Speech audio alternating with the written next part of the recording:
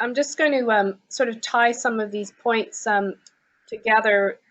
Today we've really talked about, just the sheer volume of data that's clearly out in our cow paths or roads or whatever. And, obviously so much of our communication flows through email, and a very powerful way to mitigate those risks is to really consider emailage with all of its richness. And, fraud's big business. One of the things, and certainly the Canadian market, is, security and privacy are really, really acute. The US have been intensifying their privacy and security laws, and obviously we didn't talk very much about GDPR, but probably will in a few minutes because I see some questions coming in there.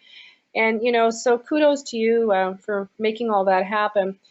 On our side at SalesChoice, we've learned a lot in our journey, and one of the things we've been doing, we've been running these CEO working sessions, and with a number of, tier one leaders. And what's very clear is that they all need to appreciate what AI is and what it means, and how can they basically kickstart their organizational journeys. In a broad sense, in North America, certainly about 45% of larger companies actually have a clearly defined AI strategy. So everybody in the larger enterprise is experimenting. In the mid-market, the numbers flow down to probably around 23, 24%. You may have one app, maybe two, but they're kind of still in the early days. If you move down to the small business market, we have a huge gap in terms of, it's less than 3% are applying AI in the small business segments.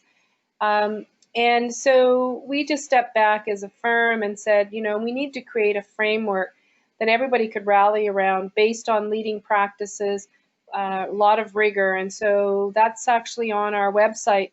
Maybe in the follow-up note, Malay can give you the link to the actual white paper. But it's an AI Readiness Toolkit. It defines AI.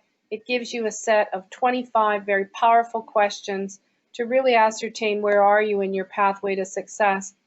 There's many, many applications out in this industry. They all serve different use cases, but you do need to have a baseline and, a clear understanding of where you want to go as an organization. So hopefully that additional research, which is complementary, can add value to your organizations. And I think I'm not at the point where I have the pleasure of passing it back to Malay, which is always more fun. So let's bring it back, Malay's voice into this with Julian and I. Malay?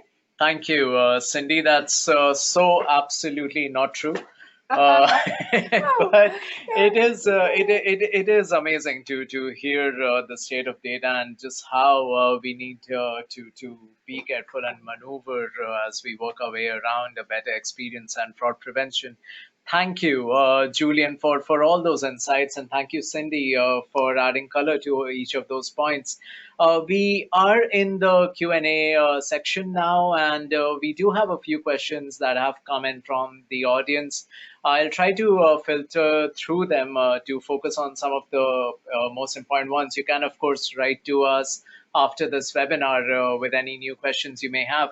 So the first one, and I believe this goes to you, Julian, is how do you address different changes in regulations around privacy and ethics? Oh, this is a great question that we often see and receive, obviously, working with, data and sensitivity around that.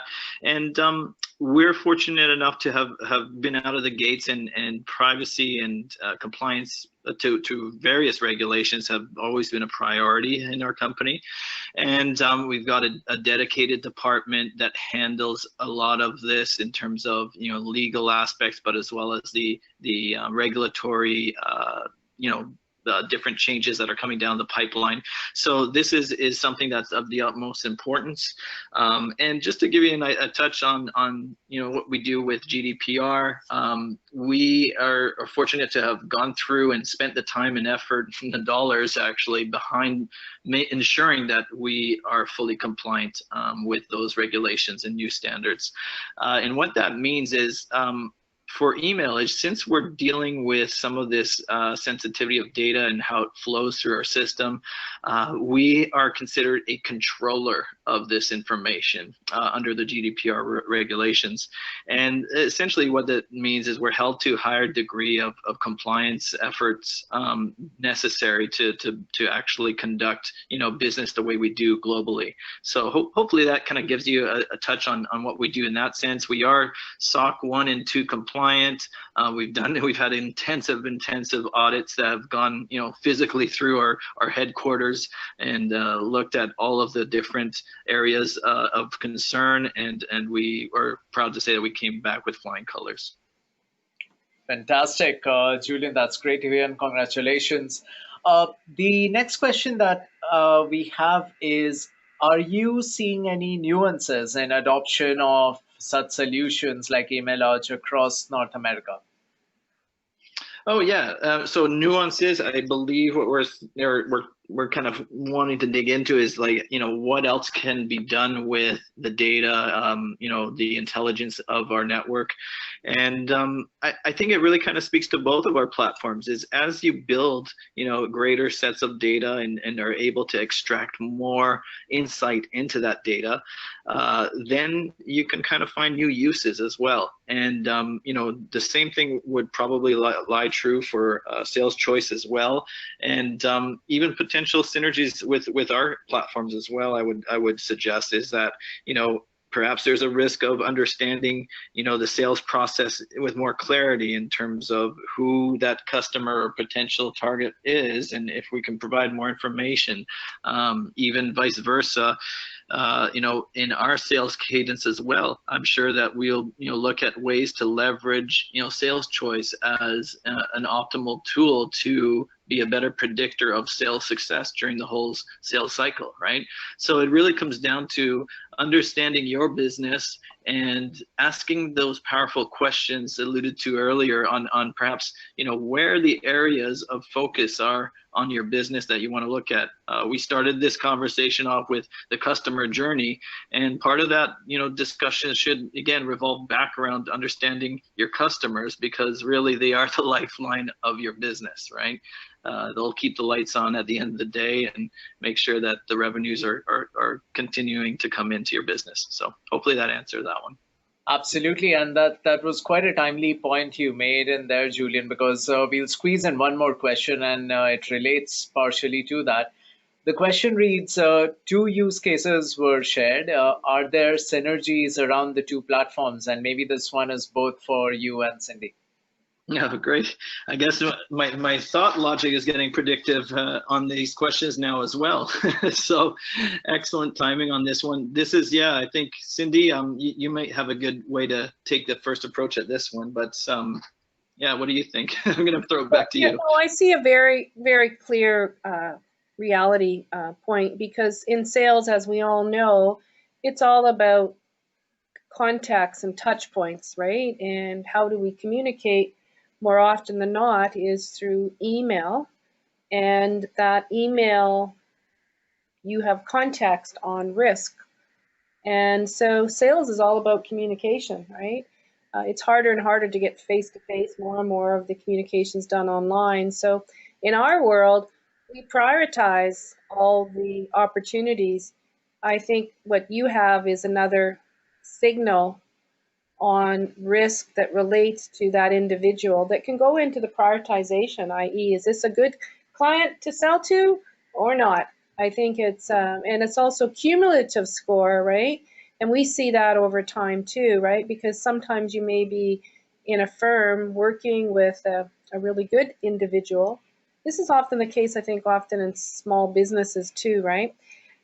So there's this intersection point. It's another AI signal. It's risk. In our case, spending time on the wrong things is what we're all about, right? So why sell to someone that is a fraudulent risk? And so I can only think of the visualizations between our two platforms and look forward to making them happen as we both advance in the market.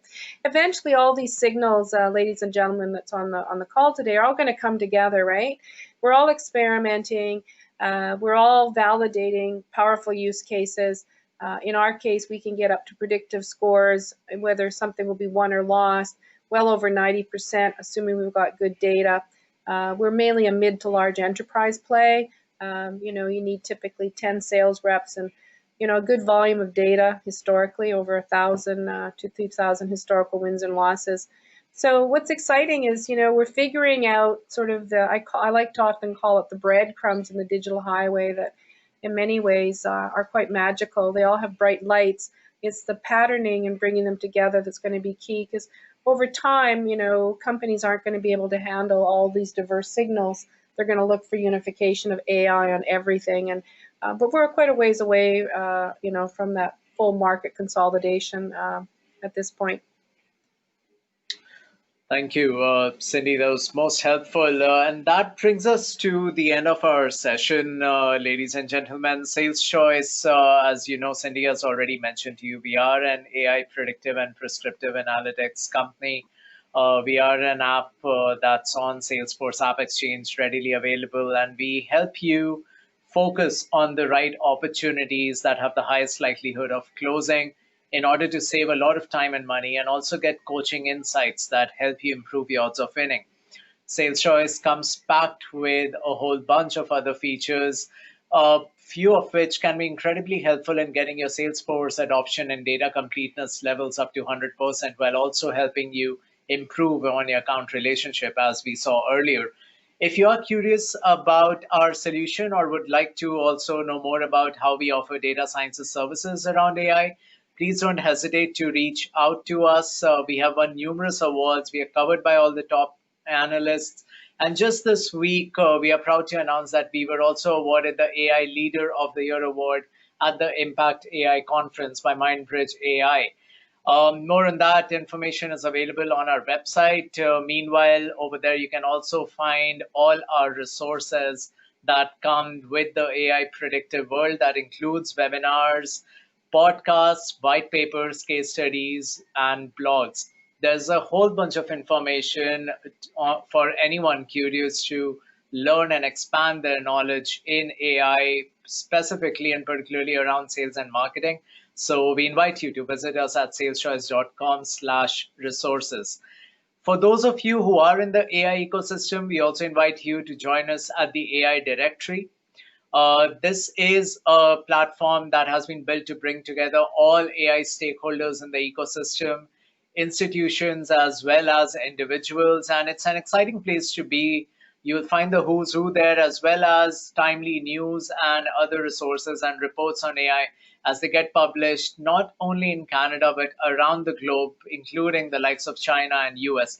And there's some really startling, astounding information to be found over there.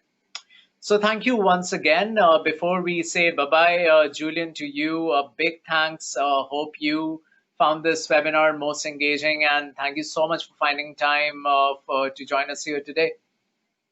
Thank you very much, both Millie and Cindy, and great to be part of you know, this webinar, and hope to be able to help out in the future as well. Thank you. Thanks, everyone. Thanks, Julian, and signing off. Thank you. Thank you.